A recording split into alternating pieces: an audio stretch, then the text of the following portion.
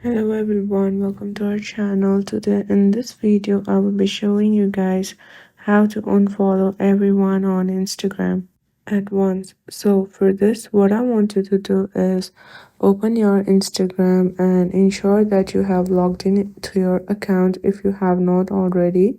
So what I want you to know is Instagram does not have a feature to unfollow every person at once, but we can at least try. What we can do is contact the help center. So once that you have logged in your Instagram, go to your profile and on the top right you will see a three horizontal icon. Tap on it, then scroll down and tap on help. Select report a problem.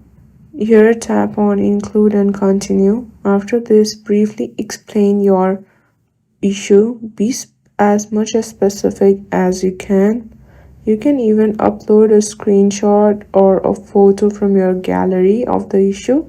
Once you've completed specifying your issue, tap on send, and that's it.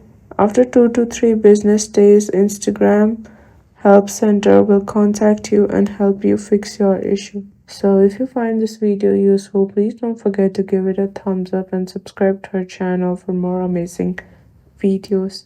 Thank you for watching. See you in the next one.